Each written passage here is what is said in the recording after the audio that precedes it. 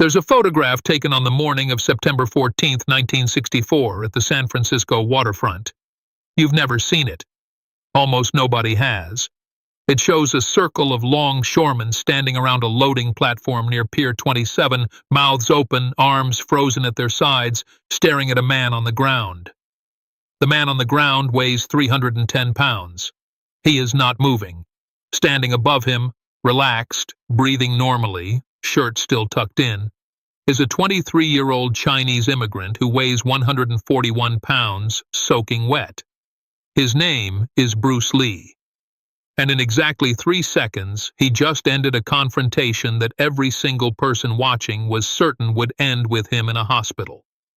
This is the story almost nobody tells, because almost nobody was supposed to see it.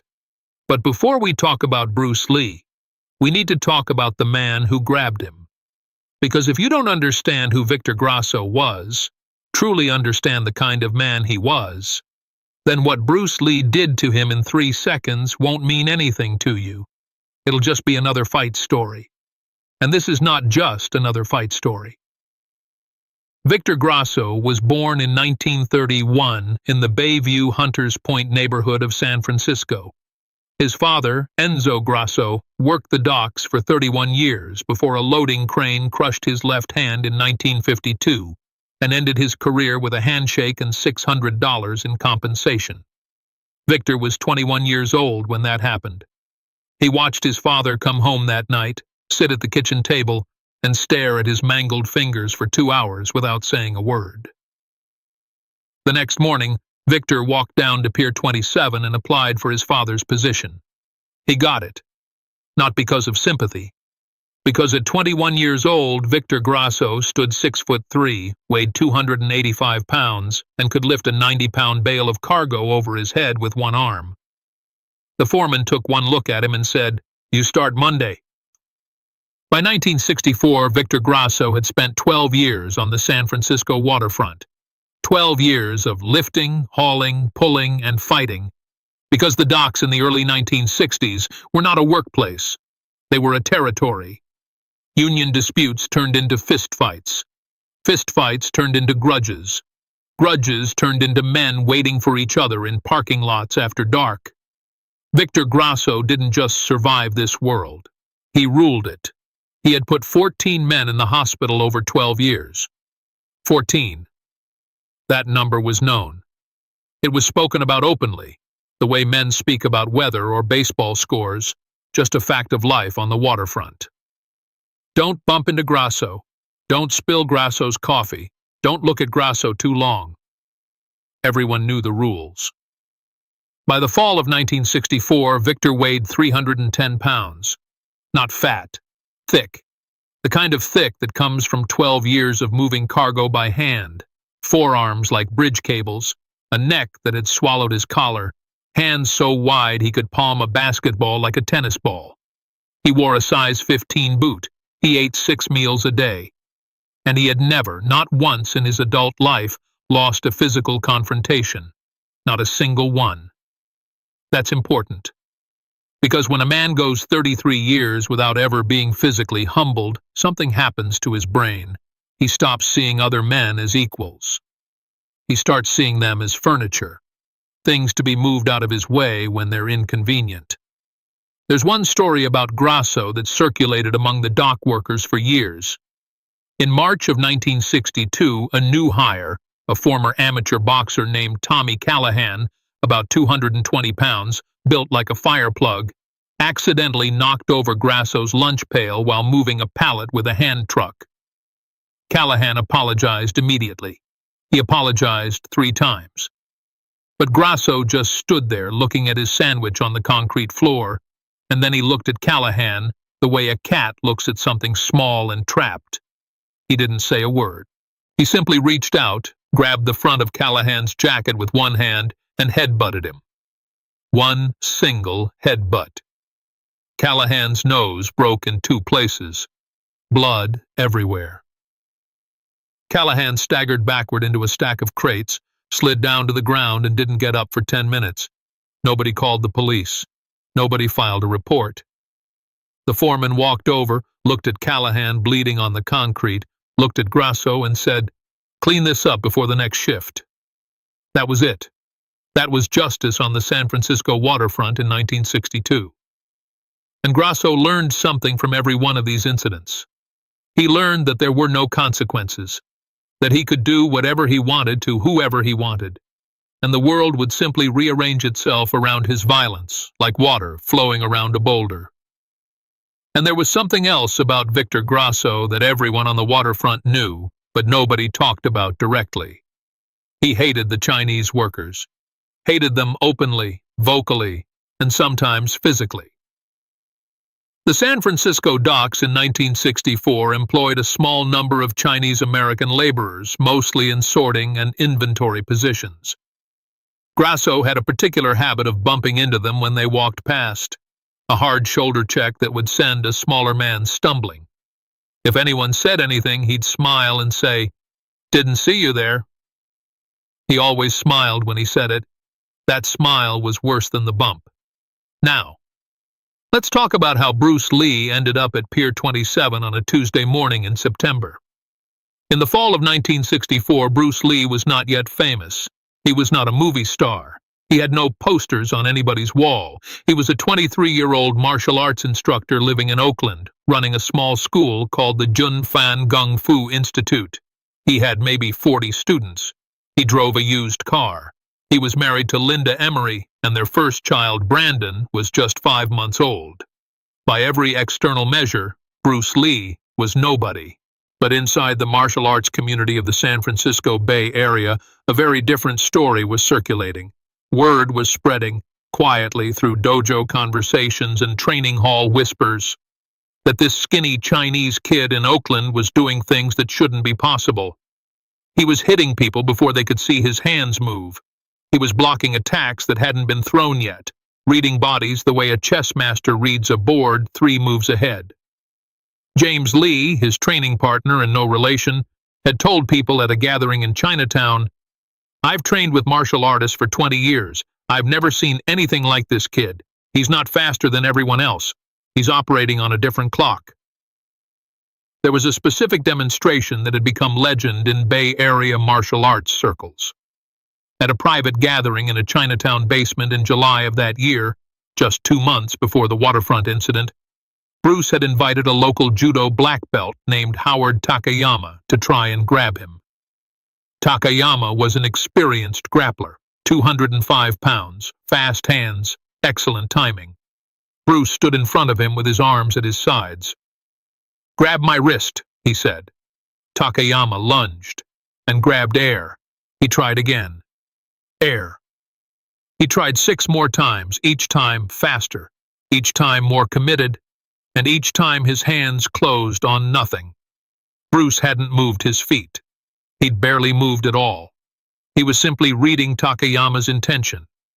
The micro-tensions in his shoulders, the shift of weight in his hips, the dilation of his pupils, and removing his wrist from the predicted trajectory with the smallest possible movement, sometimes less than 2 inches, always exactly enough and never more. After the 8th attempt, Takayama stepped back, breathing hard, and said to the room, "I don't think he's human." 12 men witnessed this. Word spread fast. On September 14th, Bruce Lee visited the waterfront to meet a friend, a man named David Chin, who worked as an inventory clerk at Pier 27.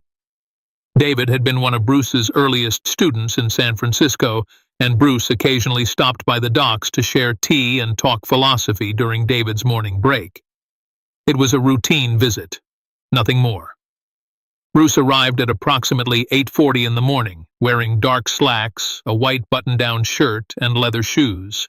He weighed 141 pounds. His waist was 26 inches. He looked like an accounting student who had taken a wrong turn. He walked across the loading platform toward the inventory office. The platform was crowded.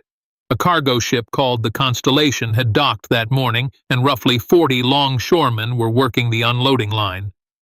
The air smelled like diesel and salt and fish guts. Forklifts beeped. Chains rattled. Men shouted numbers at each other across stacks of crates. Bruce Lee walked through this chaos the way he walked through everything, with a particular quality of movement that martial artists call rootedness. His feet didn't slap the ground. They pressed into it. His shoulders didn't sway. They floated. He moved like water flowing through rocks, finding the spaces between the workers without bumping a single person, without breaking stride, without making a sound. It was, by all accounts, an extraordinary thing to watch. This small, quiet man gliding through a crowd of giants like he was made of something different than they were. Victor Grasso noticed him immediately. Later, a longshoreman named Pete Kowalski would say, "I saw Grasso's eyes lock onto the little guy the second he stepped onto the platform. It was like watching a dog spot a rabbit. You just knew something was about to happen." Grasso was standing near a stack of cargo pallets drinking coffee from a metal thermos. He watched Bruce Lee walk past, and then, with the casual deliberation of a man who has done this 100 times before, he stepped into Bruce's path. The collision was intentional. Grasso outweighed Bruce by 169 pounds. The impact sent Bruce stumbling sideways, not falling, but stumbling, catching his balance with a half step that was so precise, so controlled, that it barely looked like a stumble at all, more like a dancer adjusting to a change in music. Bruce stopped. He turned and looked up at Grasso. And here is where every witness agrees on one specific detail. Bruce Lee's face showed absolutely nothing. No anger, no fear, no surprise, nothing. It was a face as still and smooth as a lake at dawn. He simply looked up at the man who had just hit him and waited.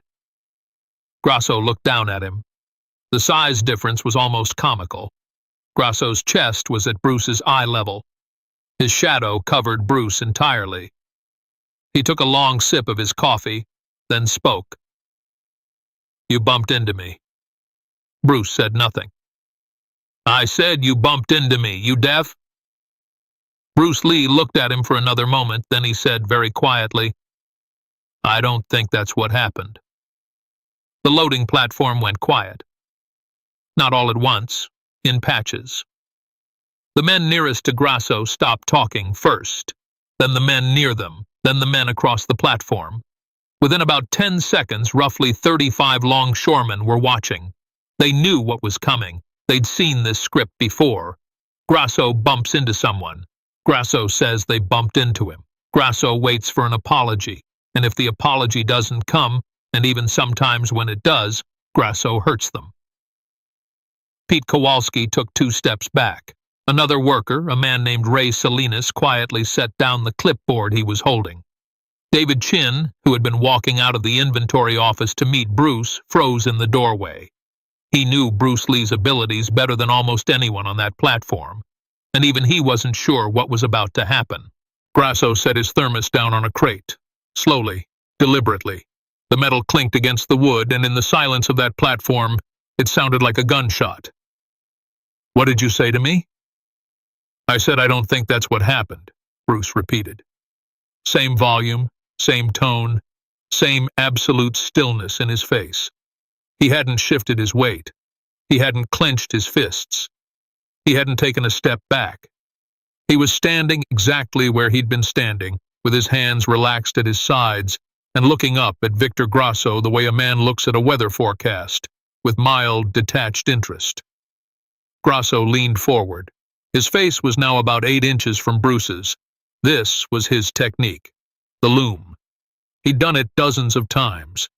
He would bring his face close, let the other man smell the coffee on his breath and feel the heat radiating off his body, and watch the fear arrive.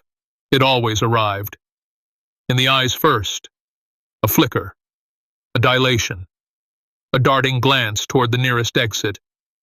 Then in the shoulders, a slight drawing inward, a compression, the body making itself smaller. Then in the voice, a crack, a stammer, the word sorry falling out like a loose tooth. None of this happened. Bruce Lee looked up at Victor Grasso from 8 inches away and did not flinch. His eyes did not flicker. His shoulders did not compress. His breathing did not change. He stood there the way a mountain stands in wind. present, immovable, completely indifferent to the force pressing against it. Something shifted in Grasso's face. The smile disappeared. For perhaps the first time in 12 years on the waterfront, Victor Grasso was looking at a man who was not afraid of him, and he didn't know what to do with that information. So he did the only thing he knew how to do. He grabbed Bruce Lee. His right hand shot forward and seized the front of Bruce's shirt, bunching the white fabric in his massive fist, lifting slightly, pulling Bruce onto his toes. 169 pounds of weight advantage. 12 years of dockwork strength, a grip that had bent steel rebar as a party trick the previous 4th of July. "Apologize," Grasso said. "Now." The platform held its breath. 35 men stood motionless. Pete Kowalski would later say the silence was so complete he could hear the water lapping against the pilings 60 feet below. 3 seconds. That's how long it lasted. 3 seconds from the moment Grasso's hand closed on Bruce's shirt to the moment Grasso was on the ground. 3 seconds that not a single witness could fully describe afterward, because the human eye simply could not process what it saw. Here is what the witnesses collectively reconstructed. It is imperfect. It is incomplete. But it is the closest thing to a record that exists. In the first second, Bruce Lee's right hand came up and struck the inside of Grasso's wrist. The technique is called Pak Sao, a slapping block from Wing Chun Kung Fu that redirects an opponent's energy rather than opposing it. Bruce didn't try to break Grasso's grip by pulling away. He didn't try to overpower a 310-pound man with brute force. He simply redirected. The Pak Sao struck the nerve cluster on the inside of Grasso's wrist, a point called the neiguan in traditional Chinese medicine, located exactly 2 inches above the wrist crease between the tendons of the palmaris longus and the flexor carpi radialis. The precision was inhuman. Grasso's fingers spasmed open involuntarily. The shirt fell free. In the second, and multiple witnesses insist this happened while Grasso was still processing the loss of his grip, while his brain was still sending the signal, "Your hand is empty," to his conscious mind, Bruce Lee struck him twice. The first strike was a Jik Chung Chuye, a straight lead punch, delivered with the right fist to the solar plexus. The second strike was a BUG, a finger thrust to the throat, not hard enough to crush the windpipe, just hard enough to spasm the sternocleidomastoid muscle on the left side of the neck, which controls head rotation and stability. The effect was immediate. Grasso's head snapped to the right, his eyes went glassy, and his balance system, the vestibular apparatus in the inner ear that tells the brain which way is up, simply stopped functioning. In the third second, Victor Grasso, 310 pounds, 6'3", 14 men hospitalized in 12 years, the most feared man on the San Francisco waterfront, fell. He didn't stumble. He didn't stagger. He fell the way a building falls when the foundation is removed. Straight down. His knees hit the platform first, then his hands. Then he rolled onto his side, gasping, blinking, trying to understand why the world had suddenly turned sideways. Bruce Lee stood above him. His shirt had come untucked on the left side. He tucked it back in. His breathing was normal. His face still showed nothing. No triumph, no anger, no satisfaction. He looked down at Victor Grasso the way a doctor looks at a patient, with calm, professional assessment. The platform was silent.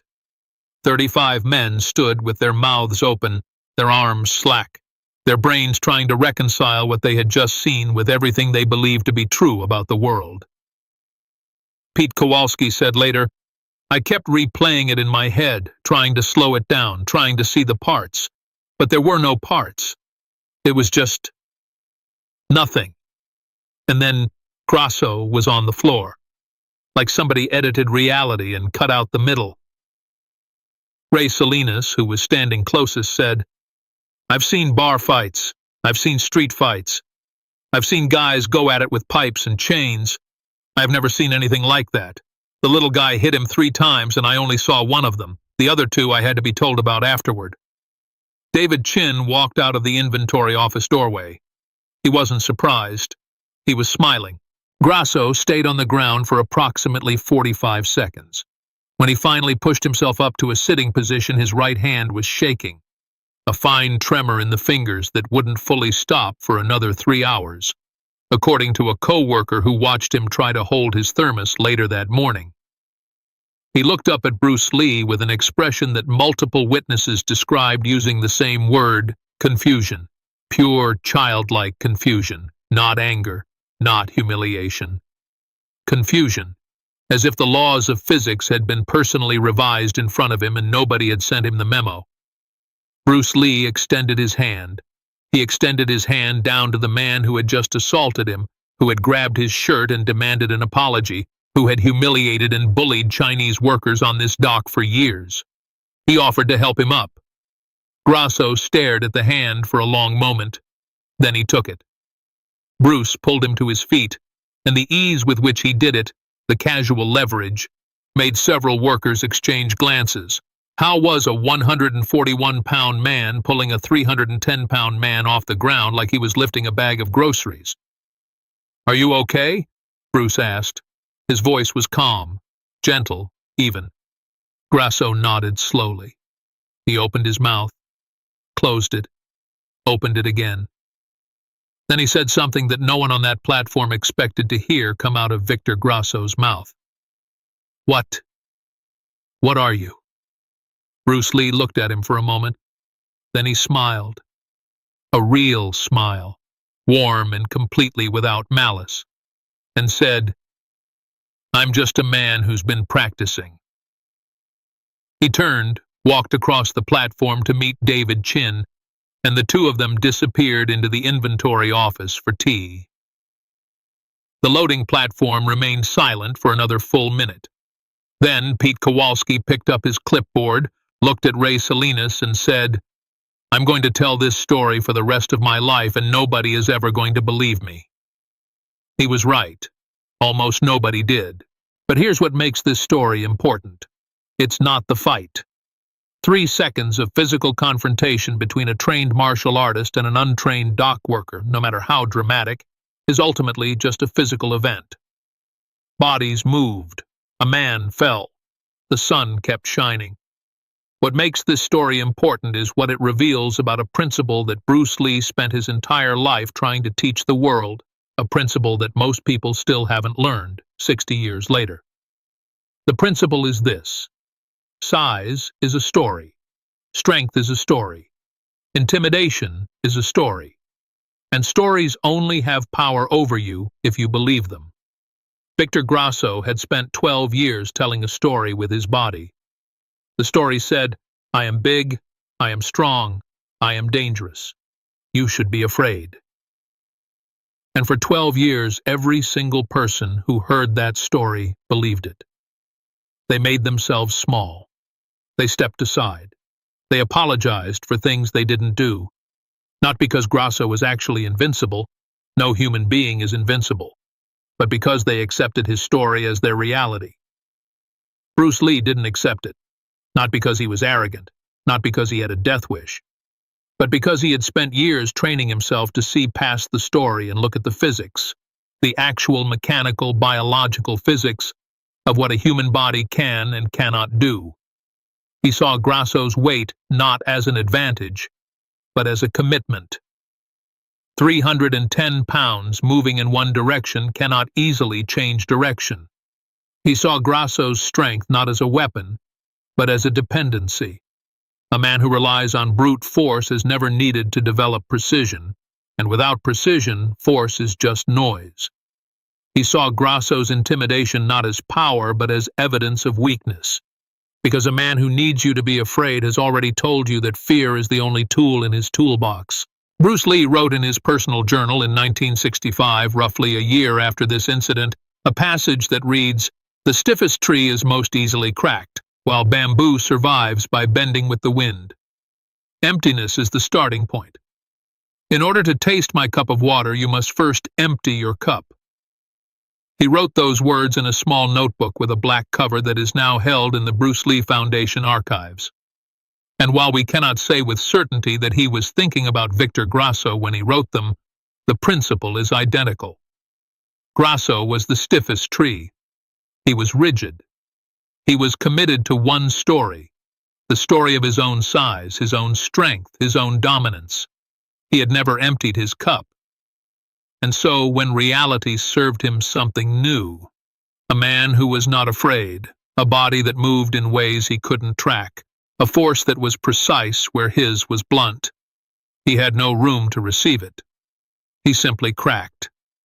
There's a deeper lesson here, one that goes beyond martial arts and fighting and the specific physics of one man hitting another man on a loading dock in 1964. Most of us are walking around believing stories about what we can't do, stories about who's too big to challenge, too powerful to question, too established to compete with. We look at the Victor Grassos in our lives, the boss who intimidates everyone in the meeting, the competitor with 10 times our resources, the obstacle that seems immovable, and we accept their story. We make ourselves small. We step aside. We apologize for things we didn't do. Bruce Lee's entire philosophy, his entire life, was a refusal to accept those stories. Not through aggression, not through recklessness, through preparation, through precision, through the patient, daily, unglamorous work of making himself so fundamentally skilled that the stories simply stopped applying to him. He trained every single day. Not occasionally. Not when he felt like it. Every day. He hit the wooden dummy at 6 a.m. He ran 3 miles before breakfast. He practiced the same punch, the same jig chung chui that dropped Victor Grasso 10,000 times until it was not a technique but a reflex, not a decision but an inevitability. He studied anatomy textbooks to learn where the nerves ran, where the joints were weakest, where a precisely applied ounce of pressure could do the work of 100 pounds of force. He didn't outmuscle Victor Grasso. He outprepared him. By years, by decades, by a lifetime of daily discipline. And that's the real secret, isn't it? The real secret is not that Bruce Lee had magical speed or supernatural power. The real secret is that Bruce Lee chose every single day to do the work that nobody else was willing to do. He chose discomfort. He chose repetition. He chose the boring, painful, invisible labor of mastery. The 10,000th punch, the 6 a.m. alarm, the stretching session when his body screamed for rest. And when the moment came, when a 310-pound man grabbed his shirt and said, "Apologize," all of that invisible work became visible in 3 seconds. 3 seconds that changed Victor Grasso's life. Because here's the part of the story that almost no one knows. 6 weeks after the incident on the loading platform, Victor Grasso walked into the Jun Fan Kung Fu Institute in Oakland. David Chin confirmed this years later. Grasso stood in the doorway, this enormous man barely fitting through the frame, and asked to speak to Bruce Lee. Bruce came out of the back training room, saw Grasso, and smiled. Not a cautious smile, not a wary smile, a genuine smile, as if an old friend had stopped by unexpectedly. "I want to learn," Grasso said. That was all. 3 words. Bruce Lee nodded. "Take off your shoes."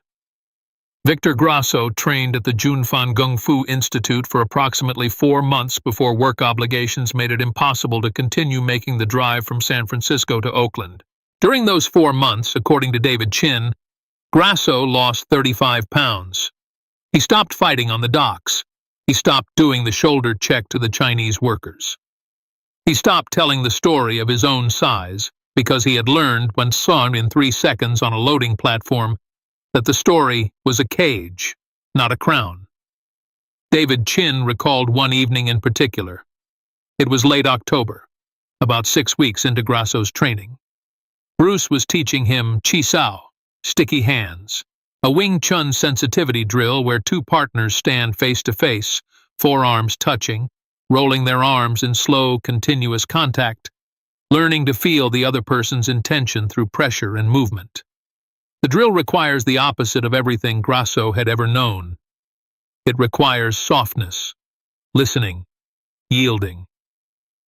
Grasso kept muscling through it, pushing hard, using force, and every time he did, Bruce would redirect that force and send Grasso stumbling past him, over and over.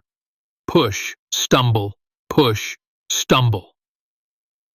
After about 20 minutes, Grasso stopped. He stood there with his massive arms hanging at his sides, sweat rolling down his forehead, and said, "I've been doing everything wrong. My whole life. Everything." Bruce put his hand on Grasso's shoulder, this small hand on this enormous shoulder, and said, "No, you've been doing everything you knew. Now you know more." Chin said that Grasso cried, silently, standing up. Just tears rolling down his face in a small martial arts school in Oakland, California, while a man half his size taught him how to be gentle. Years later, Bruce Lee would become the most famous martial artist in human history. He would make films that changed cinema. He would write philosophy that changed how millions of people think about discipline, mastery, and the human potential. He would die tragically young at 32 and leave behind a legacy that continues to grow larger with every passing year. But on September 14, 1964, he was just a 23-year-old man in a white shirt who walked onto a loading dock, got grabbed by a giant, and in 3 seconds, in 3 impossibly fast, impossibly precise, impossibly calm seconds, showed the world what happens when preparation meets the moment it was made for. Pete Kowalski was right. He did tell that story for the rest of his life, and now you've heard it too. Bruce Lee once said something that sounds simple until you really sit with it. He said, "I fear not the man who has practiced 10,000 kicks once. I fear the man who has practiced one kick 10,000 times." That's not just martial arts advice. That's life advice. That's the difference between the man on the ground and the man still standing. That's the difference between 310 pounds of undisciplined force and 141 pounds of absolute mastery. And if you're sitting there right now looking at some obstacle in your life that seems too big to move, too strong to fight, too powerful to overcome, remember what happened at Pier 27. Remember that size is a story. Remember that strength without precision is just noise. And remember that somewhere, right now, someone who weighs half as much as your problem is practicing the same kick for the 10,000th time. Be that person.